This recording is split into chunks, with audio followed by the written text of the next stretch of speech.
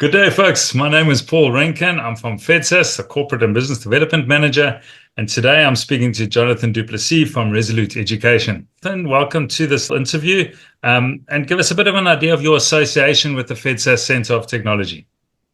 How's it, Paul? Firstly, massive pleasure to be here today. Always fun to chat to FEDSAS.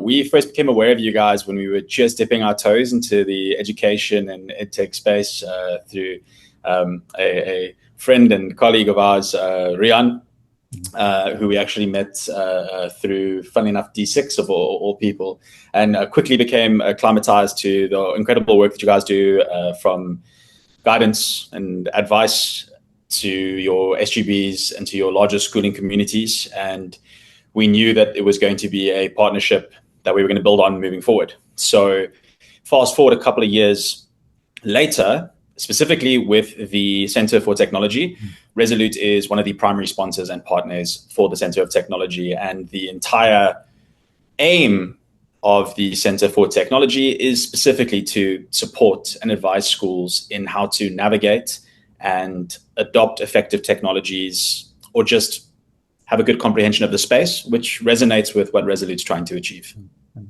Yeah, thanks very much. And also, I have to say thank you very much for your involvement over the years. It's been a long association, 8-9 years, longer than my involvement directly with the area that I'm in now. But obviously, when I was involved as a provincial manager, I remember the roadshows that we did out in far reaches of the country, and Resolute Robotics at that stage was there involved. Maybe as an intro, give us a bit of an idea of the products that you offer, what's your service that you offer. And I know it's not just products, it's a whole package, but maybe that a 2-minute lift scenario. What products do you offer? What services do you offer? Awesome. So it's so difficult to condense. So forgive me if it's a little long-winded, but the reality is it's not any one product or one solution that is going to address the multifaceted requirements of teaching coding and robotics in schooling. So we solve for two problems. And problem number one is what's on everybody's lips. And maybe if we have time, I'll touch on problem number two a little bit later. Problem number one is how to teach this new subject. The subject of technology, by virtue of its qualities, is always changing. So to go and turn around to an educational institution and say you need to adopt a practice that is so ill-defined and so liquid, it's why the syllabus took so long to push forward, it's a really difficult and it's a really big ask. So when we started our coding and robotics journey, it was with the intention of being a curriculum provider. It was with the intention of defining the undefined and trying to quantify that which everybody's trying to adopt. And that naturally led to a series of, I don't want to say unfortunate events, very fortunate events, in which we developed a cohesive end-to-end solution for schools to adopt coding and robotics. Because in reality, it's not just one element. A great teacher doesn't make a great school. It just makes a particularly good or well-taught group of students if they happen to pass by that teacher. So too, the right product or the right kit is only one cog in the machine that is required to ensure successful adoption of this new subject. So we managed to come up with 5 key categories. Category number one, yes, there is an anchor point. There is the physical project in of itself, which is the robotics that makes the subject coding and robotics.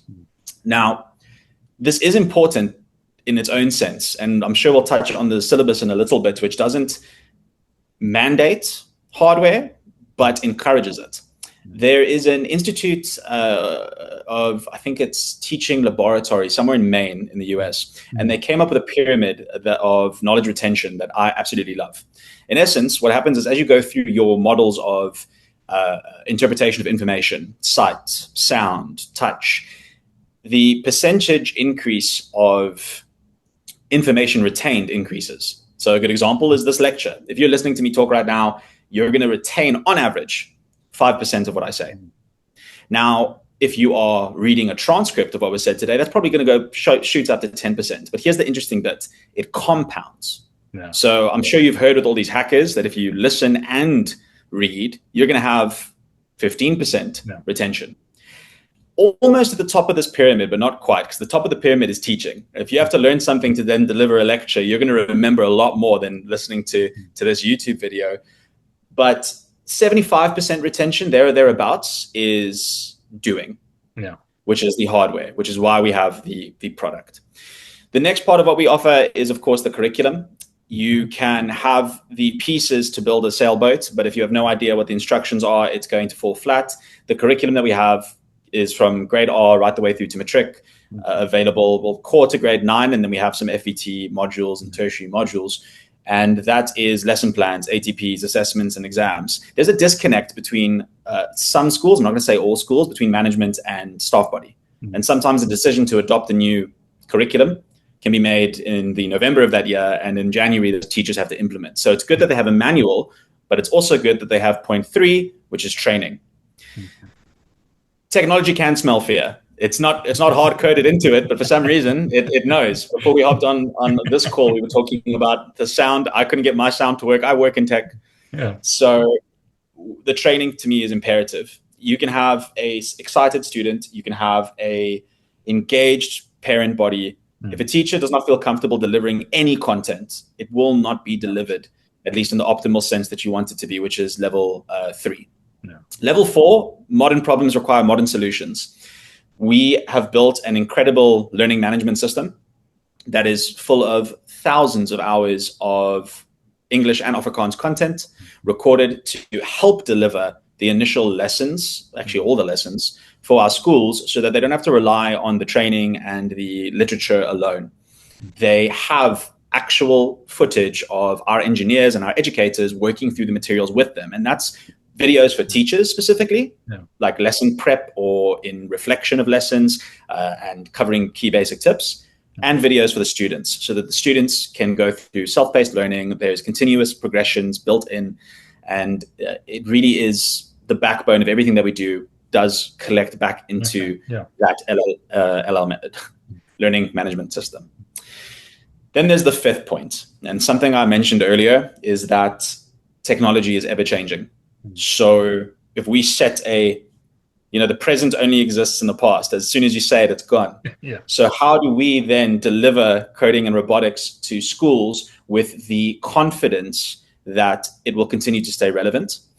Which to me is actually the second problem that we solve. But let's say problem 1, the 5th element is that service element. I've said to over 300, I think we've crossed 400, nearing the 500 mark of schools in South Africa, that we want to feel like an extended part of your staff body. And we want you to have access to our engineers. We want you to have access to our academics. We want you to have access to people like me, let's call it the layman, who can explain things from the backroom IT specs that are maybe a little easier to ingest. And in summary, that's our 5-part offering. It's the kits, it's the curriculum, it's the LMS system, it is the service element, and it is the training side. Training. There we go. The most important. Excellent. Last but not least. No, that's super. Yeah, I think just that was the one that I did hang on to, is the training side. I think with things changing as quickly as they do, you cannot necessarily wait, and let's be careful how our voices, you cannot necessarily wait for someone to be experienced enough to start teaching other people. The learning curve is a lot quicker, and the learning circle turns a lot quicker. So I think that really puts it in place from there. The other problem, let's call it the challenge. What is the other big challenge out there? Why are schools not adopting or not moving? Yes, we are now in the curriculum process that the curriculum says it should be in place, but schools are still going to find ways of not doing it. So what is the hurdle that you can help schools overcome? I think the hesitancy that we're dealing with in the schooling space, and I must admit in the last year to 2, I've watched that hesitancy slowly lift, is there's a massive responsibility to running and operating an education institution. I'm sure you guys are acutely aware of that. To us, coding and robotics is everything. To you, it's one of everything. School governance is by no means an easy task. And I think the hesitancy really does come with a fear of failure, especially when we are judged, especially as educators with a recency bias. Any move that is made by a school is put under scrutiny. A parent body can be very unforgiving at times.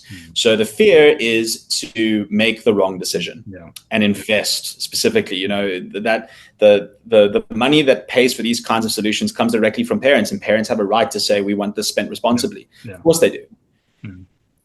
And I think that what's important to remember, and it's a quote that I've definitely picked up from the internet, is rather be directionally right than absolutely right.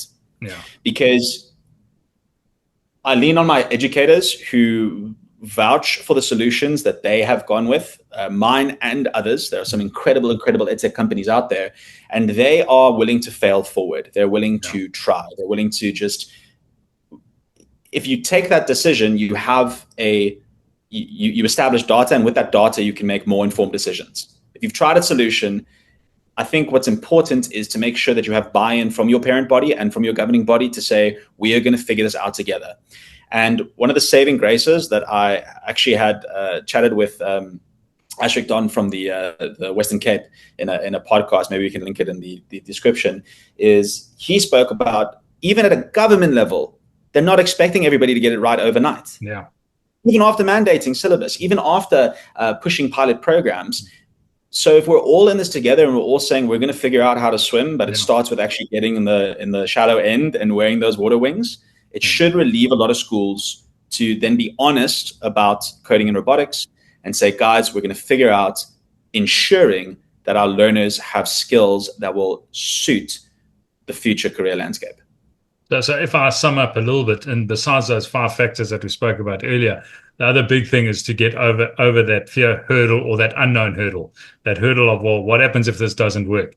And I think your reputation is really out there to let people know that this does work. It's worked in how many other hundreds of schools already, and it's just a matter of finding how it's going to work in your school, and that runs through from there. Touched a little bit on something that is close to obviously everybody's hearts at this time of the year, and budgets and costs. What is a school in for? Where do they start? Okay, I know the end is infinity and you can go to wherever you want to on that side, but where does a school start if they, and I had a call the other day, someone said, you're promoting coding and robotics through FEDSAS, but we don't have any budget for it. So where does a school start when they've got no budget? Let's take away the fear factor of curriculum and the enforcement of the curriculum. If a school wants to start, what's their processes? I think what's important to remember, and you alluded to it just now about trying solutions, is I've been to some of the top schools in this country. I've been to some of the most rural schools in this country, and everybody has a budget issue. No. Everybody. Yeah. I've been privy to a lot of SGBs. I know you have as well. And they play open cards with me. They're like, we love you. We love what you do. Here's the bottom line. Yeah. Help us figure it out. So first and foremost, where to start if you have zero budget. We launched at the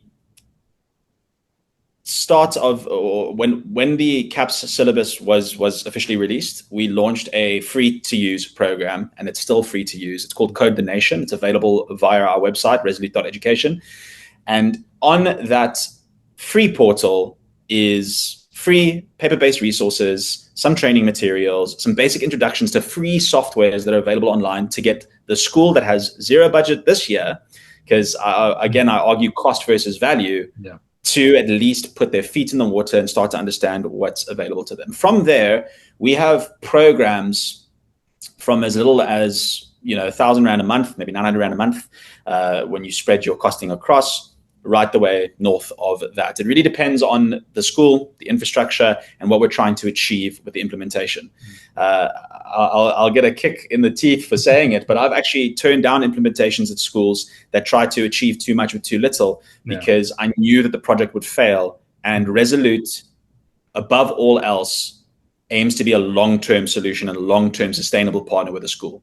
I've been to schools, the poor schools, with grants, and that received kits and have received resources, and you go and you wipe the dust off the back of the box because they've been too scared to open it, they've been too scared to implement it, they've been too scared to put a foot out of place, in which case, ultimately, the kids miss out because we're not using what we have. So what's pretty cool is we have an ever-growing team of some incredible consultants and some incredible people in the Resolute team. We're about 50 strong at the moment, which is crazy, who genuinely take the position of trying to figure out a good solution for your school. It costs you nothing to have a conversation with them. So I think there is a call me back submission. We'll drop our details in the description of this video. Reach out, have a conversation, learn all you need to know, and then say, thanks, guys. But hopefully by then you realize we're one of the, if not the top solutions available. Maybe just in closing off, Jonathan, what's the easiest way of someone to get hold of you? We will put the links in and everything, but yeah, verbalize it. What's the easiest way to get hold of you? www.resolute.education is our website. There are various modalities and widgets there to be able to get hold of my team. Our email address is info@resolute.education. It's not hard to get hold of Resolute. No, that's super. Thank you very much, Jonathan. Really appreciate the time. Folks, I will be dropping the details in the links. You will be able to pick up the details, get hold of them. They're by far the longest standing organization that have been operating in the coding and robotics space in South Africa. But thank you very much, Jonathan. Really appreciate your time. It's an absolute pleasure, Paul. Thank you so much.